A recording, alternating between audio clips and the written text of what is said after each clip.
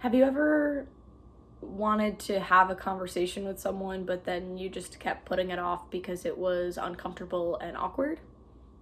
That's this video. Hi everyone, welcome back to my channel. If you're new here, my name is Alyssa.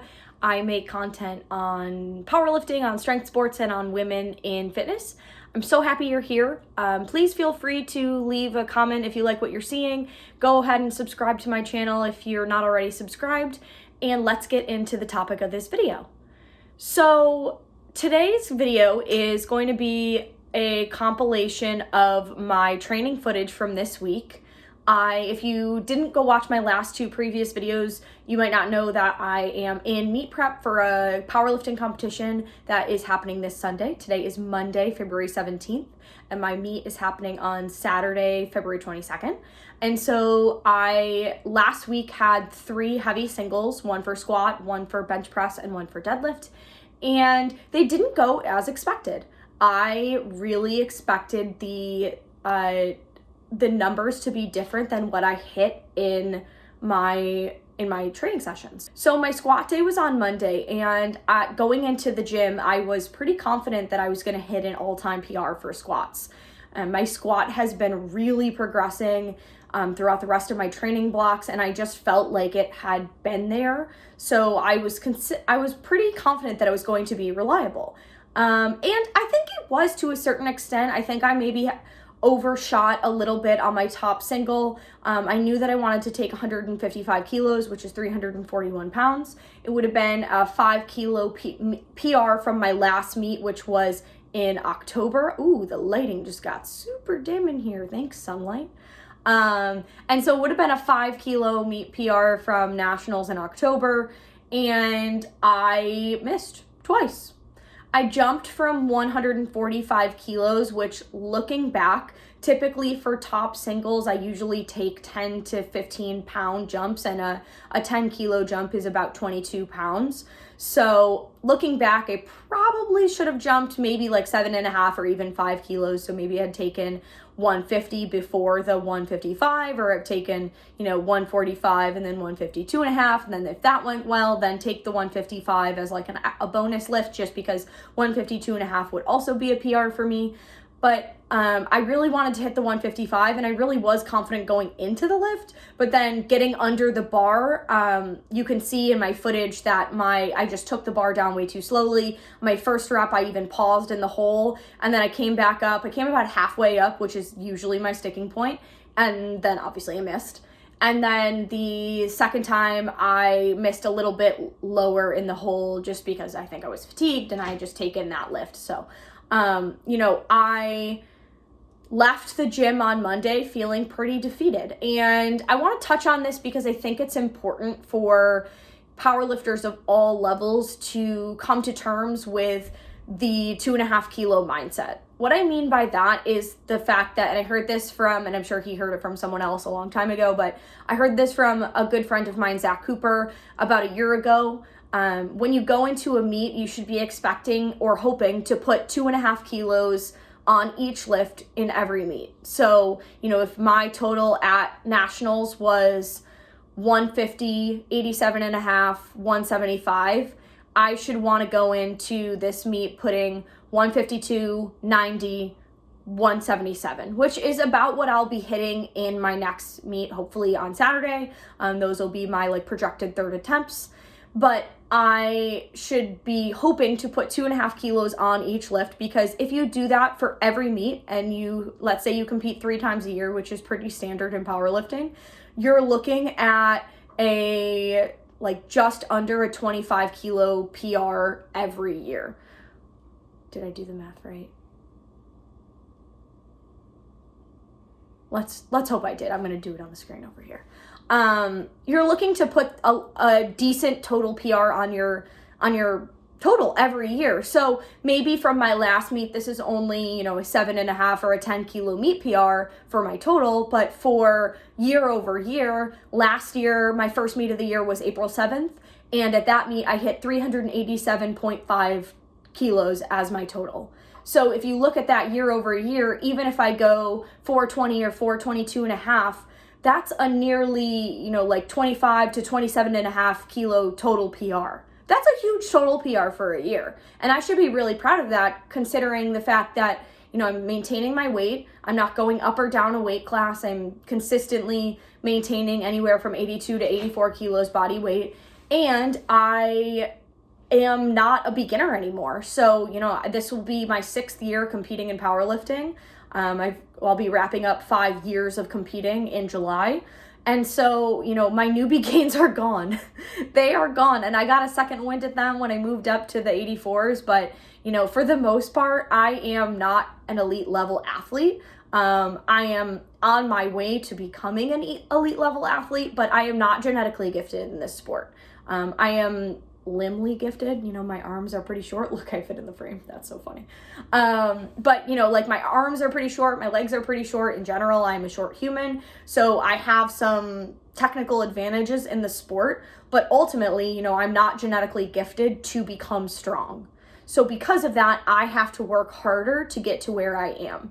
And so that means that I don't have as many newbie gains or even, athlete gains, if you want to call them that.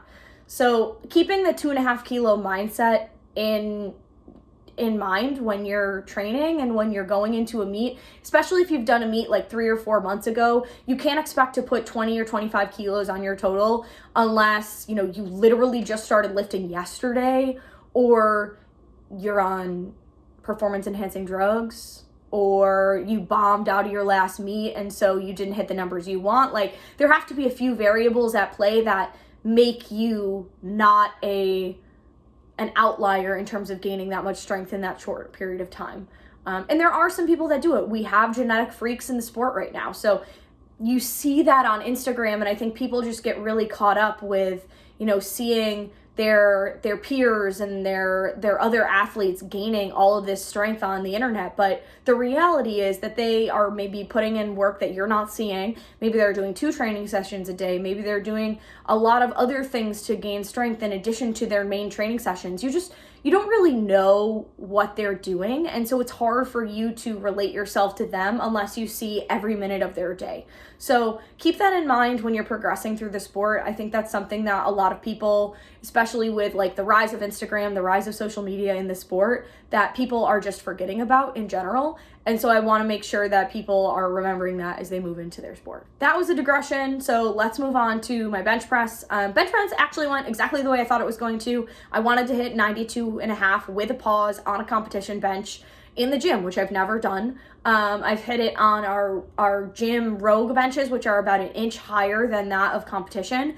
And then the one time I hit 92.5 in competition, the bench was a little fluffy. It wasn't a rogue bench, but it wasn't like an ER rack or an Alico rack. So I was like almost kind of weary of hitting it. Like, I was like, did I just really hit 92.5? So, I hit it on a competition bench at competition height, butt down, feet down, everything to competition specs. So I'm confident that I'll be able to go in this weekend and hit that for a solid rep. I've missed 92.5 since that meet in July twice. So I missed it at regionals and then I missed it at nationals. So I'd really like to go in and hit this and then move forward from 92.5 and hopefully hit 95 in my next meet, which is regionals after this coming meet. So bench went well. I did end up missing another top set, which was kind of frustrating, but ultimately, like, I knew what I did wrong. I tried to hit 93.5, which was around 206 pounds, but I did end up missing that rep just off the chest, exactly like I normally miss a rep. I don't know if it was just too heavy, if I just misgrooved it, or was it both? It's okay. We're moving on. It's not a competition weight anyway, so in competition, the next weight I'd have to move to is 95, and I'm pretty confident I don't have that yet. I think, I definitely need some more bench reps and bench work for some speed off the chest, but hopefully in the next few months, I'll get to a place where I can test 95 and see if I can get to it. I'd really like to get to 100 kilos somewhere in the next year or so. Just because that's a big milestone on the kilo plates. And then obviously the next milestone would be 245, which would be 225, which would be awesome. So we're working our way towards that. We're very close, but we're actually much farther than we need to be. So the last lift, and probably the most it wasn't necessarily even heartbreaking. It was just like I let it go when I knew I shouldn't have, was deadlift. So on Thursday, I tested my deadlift. I came in wanting to hit 177.5 kilos, which is 391 pounds. I used the pound bar on this day, so everything was like half kilo up. So I hit, took 3 singles after my warm-up sets. So I took 152.5, which is 337 on the pound bar. I took 165, which is like 364. And then I took 177.5, which is 392 with the pound bar. I either would have gotten a red on ramping or I would have gotten a red on lockout, and I probably would have beat the down command. So I probably would have gotten a yellow red card for missing a command. But, you know, the fact that I could pull 178 really to that height is promising. And I am planning to retake this on Saturday, hoping that I do a little bit of a better job with it than I did. I think the biggest thing is, you know, I took a bigger jump than I normally do. So I took a 12.5 kilo jump, which is pretty big for deadlift. And then I locked out my knees too early. So I think as long as I don't do that, I should be totally fine in hitting this lift. The strength is definitely there. You can see it in the struggle. I wouldn't have been able to keep it up there that long if the strength wasn't there. So I think just really, you know, honing in on that technique issue and making sure that I really pull and lock out my knees right before I lock out my shoulders, and I think I'll be able to get that. I also think the deload will help. So, you know, obviously we have much less volume this week. I only have 2 training days before the meet. So today I have a squat single with commands and then 3 singles back down, and then same thing, bench single, 3 back down singles. So and then on Wednesday, I have a really light deadlift single, like 275 or something, and then a couple reps of bench, not a lot, but enough to keep me warm, and then 2 rest days, and then it's meet day. So I think overall the message for this video is nothing. It's nothing except, you know, when you're prepping for a meet and you're going into these lifts with such high expectations, first thing to remember is the only day that matters is meet day. And the second thing that to remember is that there's always another meet. I know I'm saying this, and if, you know, future me doesn't live up to current me's expectations of what I hope to hit on the platform, I will be disappointed in myself. That is just the nature of being a competitive athlete. You always want to do your best, and if you don't do what you set out to do, then you take that as not doing your best. But with powerlifting, you know, most of us are amateur athletes. We're not professional. We're not getting paid to do this. Even the people who are elite, most of them are not getting paid to do this, at least not by the sport. They're getting paid by companies. The majority of us have other lives. We have families, we have jobs, we have other commitments that we're dedicated to as well. And so the reality is there's always going to be another meet. And if you don't do well at this meet, you can do well at the next meet.